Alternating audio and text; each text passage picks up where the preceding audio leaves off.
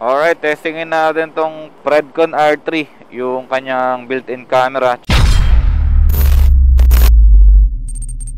Ang external mic niya, so naka-turn on yung external microphone. Hindi ko alam kung ang external na tinutukoy niya yung kinabit natin na microphone. Tapos pag tinurn off natin, pag tinurn off mo siya, hindi naman sinasabi kung ano yung mic na ginagamit kung built-in. Ang iniisip ko kasi external itong nasa labas. Tapos yung internal, yung nasa loob ng helmet natin. Testingin na lang natin. Pindutin natin, naka-turn off yung external microphone. Okay, so test natin yung video quality na ito. Hindi pa natin nasi-set up yung video na ito, hindi pa natin nasi-set up. Binilhan lang natin ng memory card, tapos ayan, sinabak na kaagad natin sa daan. Yung angle niya, ito na siguro yung the best na angle na makukuha natin. Tapos kung napapansin niya sa may bandang upper right corner, tinatamaan niya yung GoPro ko, tapos yung part ng helmet. Hindi naman natin siya mailalagay sa ibang part kasi iba na yung angle ng helmet natin dun. Kagain muna natin yung ganitong setting. Titestingin lang naman natin yung quality ng video, tsaka yung quality ng mic. Pa-external man yan or yung built-in.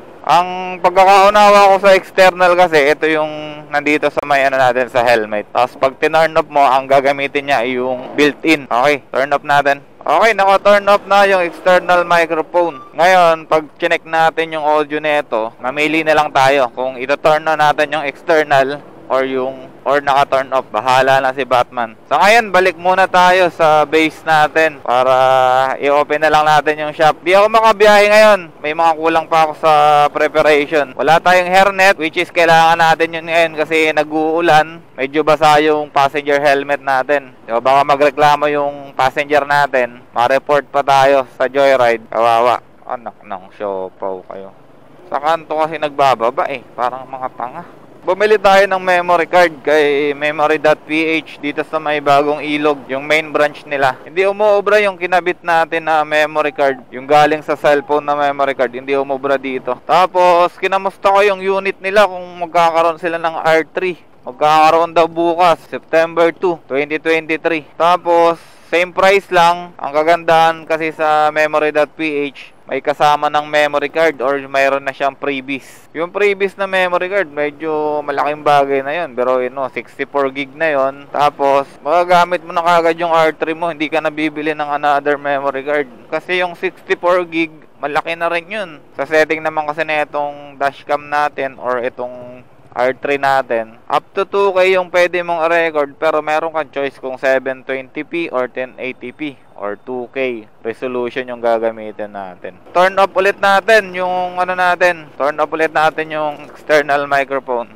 Turn on pala, sorry. Ayan, tinurn on ulit natin yung external microphone. Hindi natin alam kung ano ang mas magandang quality. Pero promise nila, hindi na to kagaya nung R1 na sobrang sama ng tunog talaga. Sobrang sama ng wind noise, sobrang sama ng buzzing sound niya tuwing tumatakbo yung motor. Kaya kung maganda to, kung maganda yung mic na ito, possible ito yung pwede nating gamitin alternative sa GoPro natin tuwing umuulan kagaya nito, mga gantong panahon. Yung GoPro kasi natin, hindi na siya waterproof kasi sira-sira na yung button niya or yung rubber niya dun sa may power button. Sira na yung goma. Nabugbog na sa kuko. Nabugbog na kakatama ng kuko. Kapag ino-on, kapag ino-off, ayun, nabugbog siya. Anyway, ang record natin ay, ilan na? Nagpapatay-patay yung record. Nagpapatay-patay yung, napuputol-putol yung oras ng record. Hindi ko alam kung ano ibig sabihin nun. Baka may certain time lang siya. Baka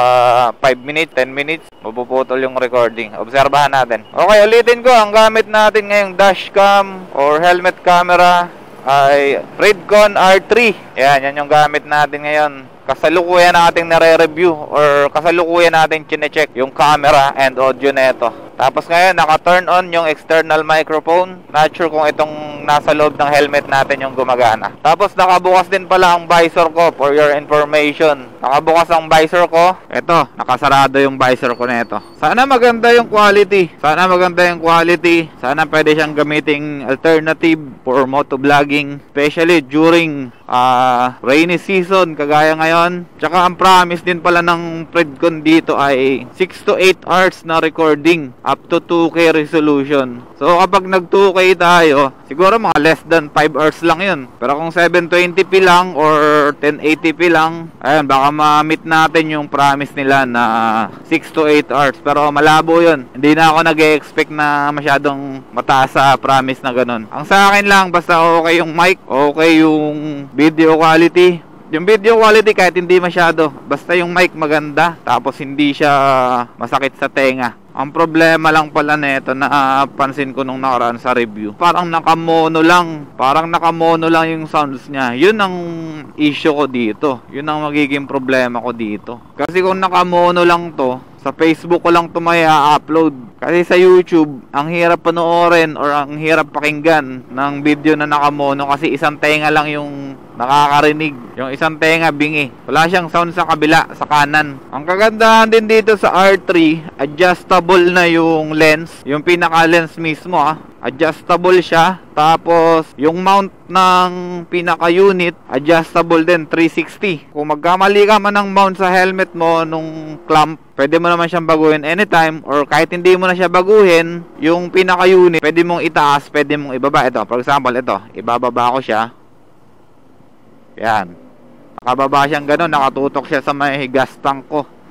Tapos, pwede ko siyang itaas ng todo. Nakatutok naman siya sa langit or dun sa, hindi niya nakikita yung kalsada. Pero, pag binaba ko siyang ganyan, sinet up ko na, na yung makikita nyo. Kalsada, dashboard ng motor ko, yun yung makikita nyo.